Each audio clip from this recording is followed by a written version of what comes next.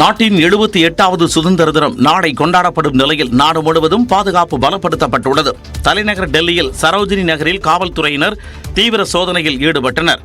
இங்குள்ள சந்தையின் நுழைவு வாயிலில் மெட்டல் டிடெக்டர் கருவி மூலம் சோதனைக்கு உட்படுத்திய பிறகே மக்கள் அனுமதிக்கப்பட்டனர். ஆங்காங்கே சிசிடிவி பொருத்தி கண்காணிப்பை தீவிரப்படுத்தினர். இதேபோன்று ஜம்மு காஷ்மீரில் உள்ள சம்பாவில் பாதுகாப்பு பலப்படுத்தப்பட்டுள்ளது.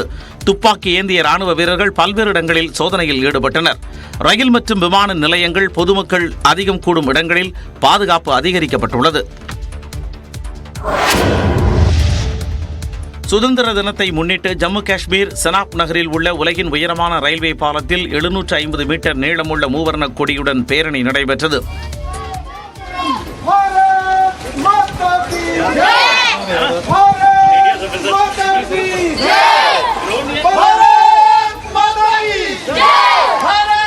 வரும் 15ஆம் தேதி நாடு முழுவதும் சுதந்திர தினம் கொண்டாடப்படுகிறது. இதனையொட்டி இல்லந்தோறும் தேசிய கொடி ஏற்றுமாறு நாட்டு மக்களுக்கு பிரதமர் மோடி அழைப்பு விடுத்துள்ளார். சுதந்திர தின கொண்டாட்டத்தின் ஒரு பகுதியாக குஜராத் மாநிலம் அகமதாபாத்தில் நடைபெற்ற மூவர்ண கொடி யாத்திரையில் மத்திய உள்துறை அமைச்சர் அமித்ஷா, குஜராத் முதலமைச்சர் பூபேந்திர பட்டேல் ஆகியோர் கலந்து கொண்டனர்.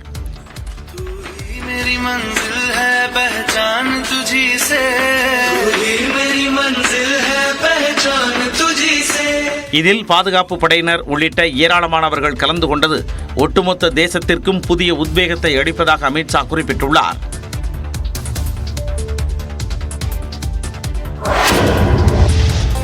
சுதந்திர தினம் நாளை கொண்டாடப்படும் நிலையில் நாடு முழுவதும் அரசு கட்டடங்களில் மூவர்ண விளக்குகளால் ஒளிரூட்டப்பட்டன.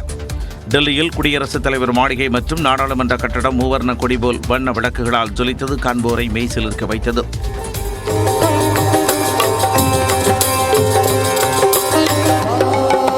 இதேபோன்று டெல்லியில் உள்ள செங்கோட்டை வண்ண விளக்குகளால் ஒளி வீசியது.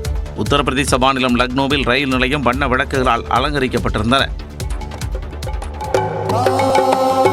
ஜம்மு காஷ்மீரில் அனந்த்நாக் நகரில் உள்ள சூரிய கோவில் மூவர்ண கொடி நிறத்தில் ஜொலித்தது. அவற்றை பொதுமக்கள் செல்ஃபி எடுத்து மகிழ்ந்தனர்.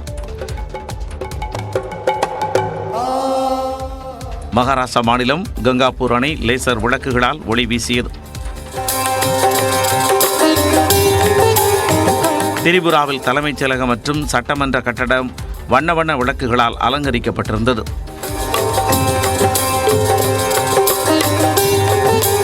இதேபோன்று சென்னை நந்தன மெட்ரோ ரயில் நிலையம் மூவர்ண கொடி போல வண்ண விளக்குகளால் அலங்கரிக்கப்பட்டது.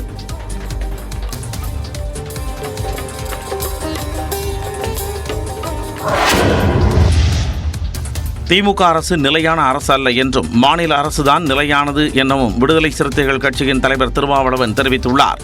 பட்டியலின சமூகத்தின் இடஒதுக்கீடு அளவை மக்கள் தொகைக்கு ஏற்ப அதிகரிக்க வலியுறுத்தி விடுதலை சிறுத்தைகள் கட்சியின் சார்பில் சென்னை வள்ளுவர் கோட்டத்தில் கண்டன ஆர்ப்பாட்டம் நடைபெற்றது. இதில் தாழ்த்தப்பட்டோருக்கான உள்ஒதுக்கீட்டில் கிரீமி லேயர் வரையறையை திணிக்கும் உச்சநீதிமன்றத்தின் தீர்ப்பை எதிர்த்து மத்திய அரசு மேல்முறையீடு செய்ய வேண்டும் என முழக்கம் எழுப்பப்பட்டது. இதில் கலந்து கொண்டு பேசிய அக்கட்சியின் தலைவர் திருமாவளவன், பட்டியலின சமூகம் மட்டுமின்றி எந்த சமூகத்திலும் ஆணவ கொலைகள் நடைபெறக்கூடாது என கூறினார். பல்வேறு கட்சிகள் வரும் போகும் என்றும், ஆனால் ஒரு தலித்தை எந்த காலத்திலும் முதலமைச்சராக முடியாது எனவும் அவர் கூறினார். எந்த சூழலிலும் எந்த காலத்திலும் ஒரு தலித் ஒரு மாநிலத்தின் முதலமைச்சராக முடியாது. இதை விவாதித்தால் ஏன் பாராளுமன்றத்தோடு இந்த அதிகாரம் இணைக்கப்பட்டிருக்கிறது என்பதை புரிந்து கொள்ள முடியும். இதை போய் மாநில அரசு கிட்ட நமக்கு திமுக அரசு மீது நம்பிக்கை இருக்கிறது சரி, ஆனால் திமுக அரசு என்பது நிலையானதல்ல, மாநில அரசு தான் நிலையானது. 10.5% இடஒதுக்கீட்டை எடப்பாடி பழனிசாமி யாரிடம் கலந்து ஆலோசிக்காமல் அரசியல் லாபத்திற்காக அறிவித்தார் எனவும் திருமாவளவன் குற்றம் சாட்டினார். சுதந்திர தினத்தையொட்டி ஆளுநர் அளிக்கும் தேநீர் விருந்தை திமுக கூட்டணி கட்சிகள் புறக்கணிப்பதாக அறிவித்துள்ளன. சுதந்திர தினத்தையொட்டி ஆளுநர் மாளிகையில் அரசியல் கட்சியினருக்கு தேநீர் விருந்துக்கு அழைப்பு விடுக்கப்பட்டுள்ளது. இந்நிலையில் ஆளுநர் அளிக்கும் தேநீர் விருந்தை புறக்கணிப்பதாக தமிழ்நாடு காங்கிரஸ் கமிட்டி தலைவர் செல்வ பெருந்தகை அறிவித்துள்ளார். ஆளுநரின் தொடர் தமிழ்நாடு விரோத நடவடிக்கைகளின் காரணமாக இந்த நிகழ்வை விசிக புறக்கணிப்பதாக அக்கட்சியின் தலைவர் திருமாவளவன் எம்பி அறிவித்துள்ளார். ஆளுநர் RN ரவி தமிழ்நாட்டு நலனுக்கு எதிராக செயல்படுவதால் அவரது தேநீர் விருந்தை புறக்கணிப்பதாக மார்க்சிஸ்ட் கட்சியின் மாநில செயலாளர் பாலகிருஷ்ணன் தெரிவித்துள்ளார். மொத்தத்தில் ஆளுநர் என்பது எல்லையை தாண்டி அவர் ஒரு RSS தலைவர் என்கிற முறையில செயல்படுறாரு. ஒட்டுமொத்த தமிழ்நாட்டு மக்களுக்கு விரோதமா செயல்படுறாரு. ஆகவே அவரை ஆளுநரா நீடிப்பதே கூடாது. அதேபோன்று ஆளுநரின் தேநீர் விருந்தை புறக்கணிப்பதாக மதிமுக முதன்மை செயலாளர் துரை வைகோவும் தெரிவித்துள்ளார். தொடர்ந்து அது நம்ம தமிழ்நாட்டில் இது நடந்துட்டு இருக்கு. நாங்க ஆளுநர் அந்த மாதிரி தேநீர் கலந்துக்கிறதே தமிழக மக்களுக்கு எதிரான ஒரு செயல்பாடு நாங்க பாக்குறோம். கொங்குநாடு மக்கள் தேசிய கட்சியும் ஆளுநரின் தேநீர் விருந்தை புறக்கணிப்பதாக அக்கட்சியின் பொதுச் செயலாளர் ஈஸ்வரன் அறிவித்துள்ளார். முன்னாள் அமைச்சர் செந்தில் பாலாஜி ஜாமீன் வழக்கில் உச்சநீதிமன்றம் இன்று இடைக்கால ஜாமீன் குறித்து உத்தரவு பிறப்பிக்கப்பட வாய்ப்புள்ளதாக தகவல் வெளியாகியுள்ளது. சட்டவிரோத பணப்பரிமாற்றத்தில் ஈடுபட்டதாக கூறி செந்தில் பாலாஜியை அமலாக்கத்துறை அதிகாரிகள் கடந்த ஆண்டு ஜூன் 14ஆம் தேதி கைது செய்தனர். இந்த வழக்கில் இதுவரை அவருக்கு ஜாமீன் கிடைக்கவில்லை. ஏற்கனவே செந்தில் பாலாஜியின் ஜாமீன் மனுக்களை சென்னை முதன்மை அமர்வு நீதிமன்றமும் சென்னை உயர்நீதிமன்றமும் தள்ளுபடி செய்துவிட்ட நிலையில் ஜாமீன் கோரி செந்தில் பாலாஜி உச்சநீதிமன்றத்தில் மனு தாக்கல் செய்திருந்தார். இந்த வழக்கில் அனைத்து தரப்பு வாதங்களும் நிறைவடைந்த நிலையில் தீர்ப்பு தேதி குறிப்பிடாமல் ஒத்திவைக்கப்பட்டது. இந்த நிலையில் செந்தில் பாலாஜியின் ஜாமீன் மனு மீதான வழக்கில் இன்று இடைக்கால உத்தரவு பிறப்பிக்கப்பட வாய்ப்புள்ளதாக தகவல் வெளியாகியுள்ளது.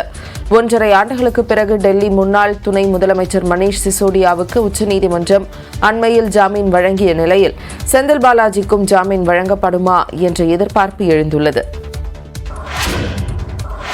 தமிழகத்தில் பேருந்து கட்டணத்தை உயர்த்தும் திட்டமில்லை என்று போக்குவரத்து துறை தெரிவித்துள்ளது. தமிழ்நாட்டில் பேருந்து கட்டணம் கடந்த 2018ஆம் ஆண்டு உயர்த்தப்பட்டது. அதன் பிறகு பேருந்து கட்டணம் உயர்த்தப்படவில்லை. இந்நிலையில் டீசல் செலவுக்கு ஏற்ப பேருந்து கட்டணத்தை மாற்றியமைப்பதற்காக ஆணையம் உருவாக்கப்பட இருப்பதாக தகவல் வெளியானது. இதற்கு அரசியல் கட்சி தலைவர்கள் மற்றும் பொதுமக்கள் கடும் எதிர்ப்பு தெரிவித்தனர். இந்நிலையில் போக்குவரத்து துறை தரப்பில் அளிக்கப்பட்டுள்ள விளக்கத்தில் பேருந்து கட்டணத்தை உயர்த்துவது குறித்து எந்தவொரு கருத்துருவும் தமிழக அரசிடம் இல்லை என்று தெரிவிக்கப்பட்டுள்ளது. பொதுமக்களுக்கு இடையூறு ஏற்படுத்தும் எந்த திட்டத்தையும் தமிழ்நாடு அரசு செயல்படுத்தாது என்றும் தெரிவிக்கப்பட்டுள்ளது. 525 கோடி ரூபாய் நிதி மோசடி புகாரில் பாஜக கூட்டணியில் அங்கம் வகிக்கும் இந்திய மக்கள் கல்வி முன்னேற்றக் கழக தலைவர் தேவநாதன் கைது செய்யப்பட்டுள்ளார். சென்னை மயிலாப்பூரில் 100 ஆண்டுகளுக்கு மேலாக மயிலாப்பூர் ஹிந்து பெர்மனன்ட் ஃபண்ட் என்ற நிதி நிறுவனம் செயல்பட்டு வருகிறது. கடந்த 20 ஆண்டுகளாக இந்த நிதி நிறுவனத்தின் தலைவராக இந்திய மக்கள் கல்வி முன்னேற்றக் கழக தலைவரும் தனியார் தொலைக்காட்சி உரிமையாளருமான தேவநாதன் இருந்து வருகிறார். இந்த நிறுவனத்தில் முதலீடு செய்த பணத்தில் 525 கோடி ரூபாயை நிதி நிறுவனம் திருப்பித் தர மறுப்பதாக முதலீட்டாளர்கள் புகார் தெரிவித்திருந்தனர். மேலும் 150க்கும் அதிகமானோருக்கு வழங்கிய காசோலை பணமில்லாமல் திரும்பி வந்தது. இந்த நிதி மோசடி தொடர்பாக கடந்த மக்களவைத் தேர்தலில் பாஜக கூட்டணி சார்பில் சிவகங்கை தொகுதியில் போட்டியிட்ட தேவநாதன் மீது நடவடிக்கை எடுக்க வேண்டும் என்றும் கோரிக்கை வலுத்தது.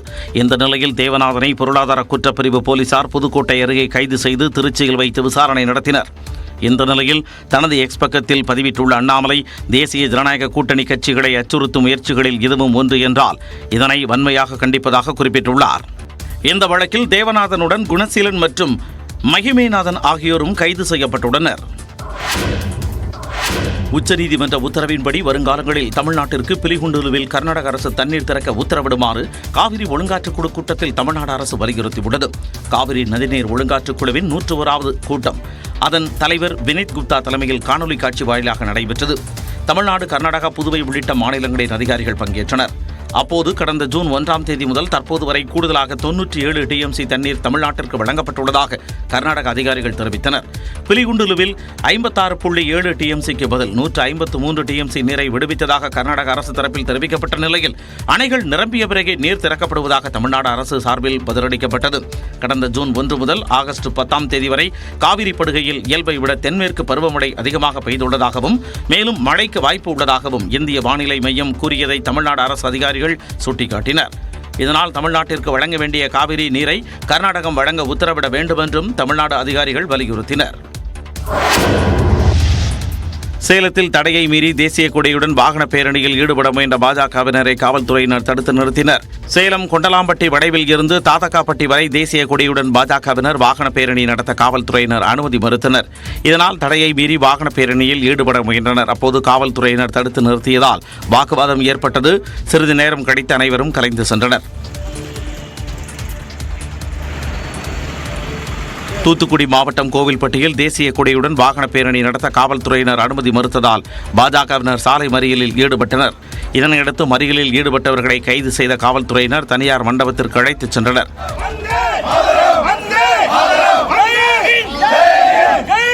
ஜெய் ஹிந்த் இதேபோன்று திருவாரூர் மாவட்டம் திருத்துறைப்பூண்டியில் தடையை மீறி தேசிய கொடி பேரணி நடத்த முயன்ற பாஜகவினரை காவல்துறையினர் கைது செய்தனர். திருவண்ணாமலையில் 10 ரூபாய் குளிர்பானம் குடித்து சிறுமி உயிரிழந்த சம்பவத்தின் எதிரொலியாக தமிழகத்தின் பல்வேறு பகுதிகளில் உணவு பாதுகாப்புத் துறையினர் சோதனை மேற்கொண்டனர். சென்னை பெரம்பூர், வியாசர்பாடி மற்றும் அதன் சுற்றுவட்டார பகுதிகளில் உள்ள குளிர்பான கடைகளில் உணவு பாதுகாப்புத்துறை அதிகாரி சதீஷ் தலைமையில் 5 பேர் கொண்ட குழுவினர் சோதனை மேற்கொண்டனர். இதேபோல் காஞ்சிபுரம் ரயில்வே சாலையில் உள்ள குளிர்பான மொத்த விற்பனை கடையில் மாவட்ட உணவு பாதுகாப்புத்துறை அதிகாரிகள் ஆய்வு செய்தனர். சிறுமி குடித்த குளிர்பானத்தை இங்கு வாங்கியதாக சில்லறை கடைக்காரர் கொடுத்த தகவலின்படி அதிகாரிகள் ஆய்வு மேற்கொண்டனர். திருவண்ணாமலை நகர மத்திய பேருந்து நிலையத்தில் உள்ள குளிர்பான கடைகளிலும் மாவட்ட உணவு பாதுகாப்புத்துறை அதிகாரிகள் திடீர் ஆய்வு நடத்தினர். குறிப்பாக 10 ரூபாய்க்கு விற்பனையாகும் குளிர்பானங்கள் தயாரிப்பு தேதி மற்றும் காலாவதியான தேதி உள்ளிட்டவை குறித்து ஆய்வு மேற்கொண்டனர். கோவையில் 10 நாடுகளின் முதற்கட்ட விமானப்படை கூட்டு போர் பயிற்சியின் நிறைவு விழா வண்ணமயமாக நடைபெற்றது. கோவை மாவட்டம் சூலூர் இந்திய விமானப்படை தளத்தில் கடந்த சனிக்கிழமை தாரங் சக்தி 2024 என்ற பெயரில் பன்னாட்டு கூட்டு விமானப்படை போர் பயிற்சி தொடங்கியது. 2 கட்டங்களாக நடைபெறும் இப்பயிற்சியில் முதற்கட்டமாக பிரான்ஸ், ஜெர்மனி, இங்கிலாந்து உள்ளிட்ட 10 நாடுகள் பங்கேற்றன. இதன் முதற்கட்ட பயிற்சி நிறைவு விழாவில் விமானப்படை வீரர்கள் பல்வேறு சாகசங்களை அரங்கேற்றினர்.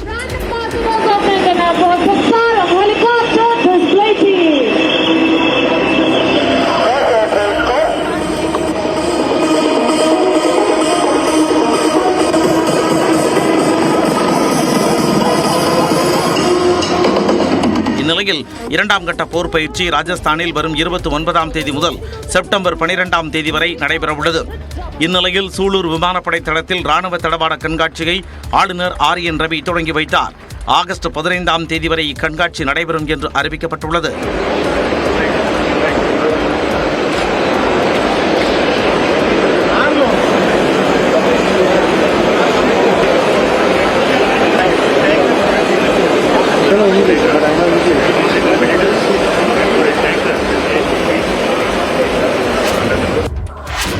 ஆம்ஸ்ட்ராங் கொலைக்கு காரணமாக கூறப்படும் 150 கோடி ரூபாய் மதிப்பிலான நிலத்தை வருவாய்த்துறை அதிகாரிகள் மீட்டனர். பகுஜன் சமாஜ் கட்சியின் மாநில தலைவராக இருந்த ஆம்ஸ்ட்ராங் சென்னை பெரம்பூரில் கடந்த மாதம் 5ஆம் தேதி வெட்டி படுகொலை செய்யப்பட்டார். கொலைக்கான காரணம் குறித்து காவல்துறை தீவிர விசாரணை மேற்கொண்டு வருகிறது. இந்த நிலையில் ஆம்ஸ்ட்ராங் மற்றும் சிறையில் உள்ள ரவுடி நாகேந்திரன் இடையே ஏற்பட்ட நிலப்பிரச்சினை காரணமாக கொலை நடந்திருக்கலாம் என காவல்துறை சந்தேகிக்கிறது. அதாவது திருவள்ளூர் மாவட்டம் ஒரக்காடு கிராமத்தில் சோப்பு நிறுவனத்தின் ஆக்கிரமிப்பில் இருந்த நிலத்தை வாங்க இரு தரப்பினரும் முற்பட்டதாக கூறப்படுகிறது. இதில் ஒருவர் பகுஜன் சமாஜ் கட்சியின் நிர்வாகி என சொல்லப்படுகிறது. இதனிடையே நாகேந்திரனின் மகன் அஸ்வத்தாமன் அந்த இடத்தை தங்களுக்கே தர வேண்டும் என கட்ட பஞ்சாயத்து செய்து வருவதாக ஆம்ஸ்ட்ராங்கிடம் தெரிவித்ததாகவும் அப்போது ஏற்பட்ட வாக்குவாதம் முற்றி பகையாக வளர்ந்ததாக சொல்லப்படுகிறது. ஆம்ஸ்ட்ராங் மற்றும் நாகேந்திரன் தரப்பு இடையிலான நிலத்தகராறு கொலையில் முடிந்திருக்கலாம் என சந்தேகிக்கப்படும் நிலையில் 150 கோடி ரூபாய் மதிப்பிலான இடத்தை வருவாய்த்துறை அதிகாரிகள் மீட்டுள்ளனர். கொல்கத்தாவில் அரசு மருத்துவமனையில் முதுநிலை மருத்துவ மாணவி கொலை செய்யப்பட்ட வழக்கை சிபிஐ விசாரிக்க கொல்கத்தா உயர்நீதிமன்றம் உத்தரவிட்டுள்ளது. கொல்கத்தாவில் உள்ள அரசு மருத்துவமனையின் 4வது மாடியில் பயிற்சி மருத்துவர் ஒருவர் பாலியல் வன்கொடுமை செய்யப்பட்டு கொல்லப்பட்டார். கடந்த 9ஆம் தேதி நடந்த இந்த சம்பவத்தை கண்டித்து நாடு முழுவதும் மருத்துவர்கள் போராட்டம் நடத்தினர். இந்நிலையில் மருத்துவ மாணவியின் கொலை வழக்கை சிபிஐக்கு மாற்றக் கோரி கொல்கத்தா உயர்நீதிமன்றத்தில் பல பொதுநல மனுக்கள் தாக்கல் செய்யப்பட்டன. இந்த மனுக்களை விசாரித்த கொல்கத்தா உயர்நீதிமன்றம் வழக்கை சிபிஐ விசாரிக்க ஆணையிட்டதுடன் வழக்கு தொடர்பான அனைத்து ஆவணங்களையும் உடனடியாக சிபிஐயிடம் வழங்க உத்தரவிட்டுள்ளது.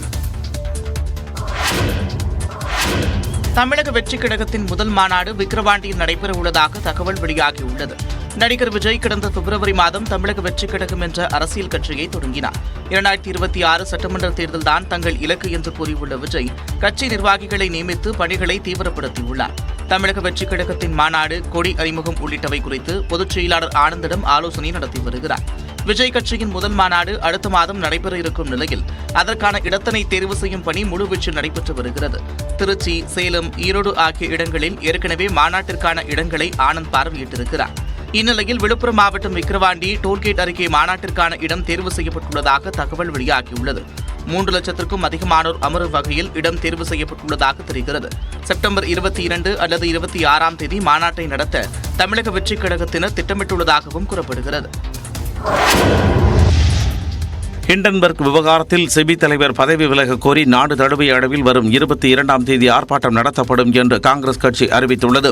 வெளிநாடுகளில் அதானி குழுமம் தொடங்கிய போலி நிறுவனங்களில் செபி நிறுவனத்தின் தலைவர் மாதவி புரிபச் அவரது கணவர் ஆகியோர் முதலீடு செய்ததாக அமெரிக்காவைச் சேர்ந்த ஆய்வு நிறுவனமான ஹிண்டன்பர்க் குற்றம் சாட்டியிருந்தது. இந்நிலையில் அடுத்து வரவுள்ள சட்டப்பேரவை தேர்தல்களை எதிர்கொள்வது குறித்தும் கட்சியின் நிர்வாக நடவடிக்கைகள் குறித்தும் காங்கிரஸ் பொதுச் செயலாளர்கள், மாநில தலைவர்கள் உள்ளிட்டோருடன் காங்கிரஸ் தலைவர் மல்லிகார்ஜுன கார்கே நேற்று ஆலோசனை நடத்தினார். இதனைத் தொடர்ந்து செய்தியாளர்களிடம் பேசிய காங்கிரஸ் பொதுச் செயலாளர் கே.சி. வேணுகோபால், செபி தலைவர் ராஜினாமா செய்ய கோரியும், அதானி விவகாரம் குறித்து நாடாளுமன்ற கூட்டுக்குழு விசாரணை நடத்த கோரியும் நாடு தழுவிய அளவில் போராட்டம் நடத்த ஒருமனதாக முடிவு செய்யப்பட்டுள்ளதாக கூறினார். இதன்படி மாநில அளவில் அமலாக்கத்துறை அலுவலகங்களை வரும் 22ஆம் தேதி முற்றுகையிட்டு போராட்டம் நடத்த உள்ளதாக அவர் கூறினார். வங்கதேச விவகாரத்தில் மத சிறுபான்மையினர் மற்றும் அவர்களது வழிபாட்டு தலங்கள் மீதான தாக்குதலை தடுத்து அவர்களை பாதுகாக்க அனைத்து நடவடிக்கைகளையும் மத்திய அரசு எடுக்க வேண்டும் என்று வலியுறுத்தியுள்ளதாகவும் கே.சி. வேணுகோபால் தெரிவித்தார். ஒலிம்பிக்கில் எடை அதிகரிப்பு சர்ச்சையை தொடர்ந்து வெள்ளிப்பதக்கம் வழங்கக் கோரி இந்திய மல்யுத்த வீராங்கனை வினேஷ் போகத் தொடர்ந்த மேல்முறையீட்டு மனு மீதான தீர்ப்பு 3வது முறையாக ஒத்திவைக்கப்பட்டுள்ளது. பாரிஸ் ஒலிம்பிக் மல்யுத்த இறுதிப் போட்டியில் இருந்து இந்திய வீராங்கனை வினேஷ் போகத் தகுதி நீக்கம் செய்யப்பட்டார். 100 கிராம் உடல் எடை கூடியதாக கூறி எடுக்கப்பட்ட இந்த நடவடிக்கையால் கடும் அதிர்ச்சி அடைந்த வினேஷ் போகத் தகுதி நீக்கம் செய்யப்பட்டதை எதிர்த்து சர்வதேச விளையாட்டு நடுவர் மன்றத்தில் முறையிட்டார். இறுதிப் போட்டிக்கு முன்பு வரை தனது எடை சரியாக இருந்ததால் வெள்ளிப்பதக்கம் வழங்க வேண்டும் என்றும் அதில் கூறியிருந்தார். வினேஷ் போகத் விவகாரத்தை நீதிபதி அனபல் பெனட் விசாரித்தார். வினேஷ் போகத் தரப்பில் மூத்த வழக்கறிஞர் ஹரிஷ் சால்வே ஆஜராகி வாதங்களை முன்வைத்தார். வாதங்கள் முடிவடைந்த நிலையில் வழக்கின் தீர்ப்பு நேற்று வெளியாகும் என்று விளையாட்டு நடுவர் மன்றம் அறிவித்திருந்தது. இந்நிலையில் வினேஷ் போகத்தின் மனு மீதான தீர்ப்பு மீண்டும் ஒத்திவைக்கப்பட்டுள்ளது. அதாவது நாளை மறுதினம் இரவு 9:30 மணிக்கு தீர்ப்பு வழங்கப்படும் என விளையாட்டுப் போட்டிகளுக்கான தீர்ப்பாயம் தெரிவித்துள்ளது.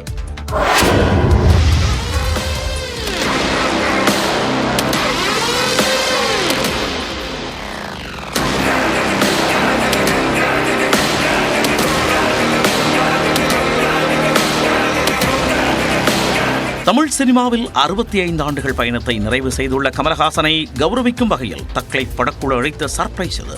கடத்தூர் கண்ணம்மா திரைப்படத்தில் குழந்தை நட்சத்திரமாக கமல்ஹாசன் நடித்திருப்பார். இந்த திரைப்படம் 1960ஆம் ஆண்டு ஆகஸ்ட் 12ஆம் தேதி வெளியானது.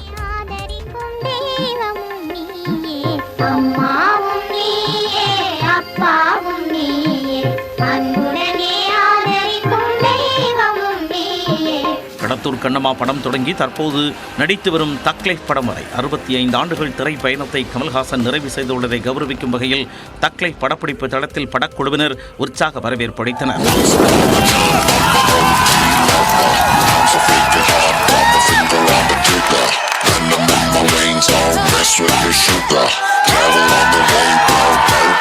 மணிரத்னம் மற்றும் அவரின் குழுவினரின் அன்பால் நிகழ்ந்த கமல்ஹாசன் தக்லை பட பேனர் முன் நின்று புகைப்படத்திற்கு போஸ் கொடுத்தார்.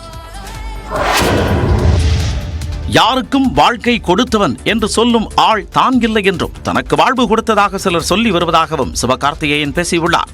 மெரினா திரைப்படத்தின் மூலம் தமிழ் திரையுலகில் கதாநாயகனாக அறிமுகமான சிவகார்த்திகேயன் அதன் பின்னர் எதிர்நீச்சல், வருத்தப்படாத வாலிபர் சங்கம், ரஜினி முருகன், டாக்டர், டான் போன்ற திரைப்படங்கள் மூலம் புகழ் வெளிச்சத்திற்கு வந்தார்.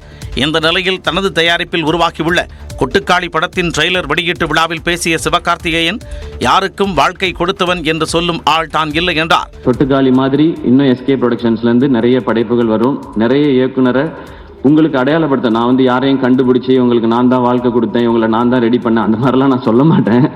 ஏன்னா என்னை அப்படி சொல்லி சொல்லி பழகிட்டாங்க, நான் தான் வாழ்க்கை கொடுத்தேன்னு. அந்த மாதிரி ஆள் நான் இல்லை. ஹீரோவாக சூரி ஹேட்ரிக் வெற்றி பெறுவார் எனவும் சிவகார்த்திகேயன் நம்பிக்கை தெரிவித்தார். அரக்கோணம் அருகே மும்பை நாகர்கோவில் விரைவு ரயிலில் 2 பெண்களுக்கு தேநீரில் மயக்க மருந்து கலந்து கொடுத்து மர்ம கும்பல் நகைகளை திருடி சென்ற சம்பவம் அதிர்ச்சியை ஏற்படுத்தியுள்ளது. கடலூர் மாவட்டம் விருத்தாச்சலம் அடுத்த மதியனூர் கிராமத்தை சேர்ந்த ரோனிகா, தமிழ்ச்செல்வி ஆகிய இருவரும் மும்பையில் நடைபெற்ற துக்க நிகழ்ச்சிக்கு சென்றுவிட்டு ரயிலில் ஊர் திரும்பிக் கொண்டிருந்தனர். மும்பை நாகர்கோவில் விரைவு ரயிலில் பயணித்தபோது எதிரிருக்கையில் அமர்ந்திருந்த 3 ஆண்கள் அவர்களிடம் நைசாக பேச்சு கொடுத்தனர். பின்னர் அவர்கள் வைத்திருந்த மயக்க மருந்து கலந்த தேநீரை வலுக்கட்டாயமாக கொடுத்துள்ளனர். அதனை குடித்ததால் 2 பெண்களும் மயக்கமடைந்ததாக கூறப்படுகிறது. இதனை சாதகமாக பயன்படுத்திக் கொண்ட அந்த கும்பல் தமிழ்ச்செல்வி ரோனிகா அணிந்திருந்த தாலி, கம்பல் உள்ளிட்ட நகைகளை திருடிச் சென்றுவிட்டது. பின்னர் மயக்கம் தெளிந்ததும் இந்த கொள்ளை சம்பவம் குறித்து அரக்கோணம் ரயில்வே காவல்துறையினருக்கு தகவல் கொடுத்துள்ளனர். இதையடுத்து தமிழ்ச்செல்வி, ரோனிகா ஆகிய இருவரையும் மீட்ட ரயில்வே காவல்துறையினர் அவர்களை அரக்கோணம் அரசு மருத்துவமனைக்கு சிகிச்சைக்காக அனுப்பி வைத்தனர். பின்னர் இதுகுறித்து அரக்கோணம் ரயில்வே காவல்துறையினர் வழக்கு பதிவு செய்து விசாரித்து வருகின்றனர். வங்கதேசத்தில் நாளைய தினத்தை தேசிய துக்க தினமாக அனுசரிக்க வேண்டும் என்று நாட்டு மக்களை முன்னாள் பிரதமர் ஷேக் ஹசீனா கேட்டுக் கொண்டுள்ளார். வங்கதேசத்தில் சுதந்திர போராட்டத்தில் ஈடுபட்டவர்களின் வாரிசுகளுக்கு இடஒதுக்கீடு வழங்குவதை எதிர்த்து மாணவர்கள் உள்ளிட்டோர் நடத்திய போராட்டத்தால் பிரதமர் பதவியில் இருந்து ஷேக் ஹசீனா விலகினார். இந்தியாவிற்கு அவர் இடம்பெயர்ந்து தங்கியுள்ளார். இந்நிலையில் தனது மகனின் எக்ஸ் பக்கத்தில் பதிவிட்டுள்ள ஷேக் ஹசீனா 1975 ஆகஸ்ட் 15 தனது தந்தையும் தேச தந்தையுமான ஷேக் முஜிபுர் ரஹ்மான் மற்றும் குடும்பத்தினர் கொல்லப்பட்டதை நினைவு கூர்ந்துள்ளார். எனவே நாளைய தினத்தை தேசிய துக்க தினமாக கௌரவத்துடன் அனுசரிக்க வேண்டும் என்று நாட்டு மக்களை ஷேக் ஹசீனா கேட்டுக் கொண்டுள்ளார்.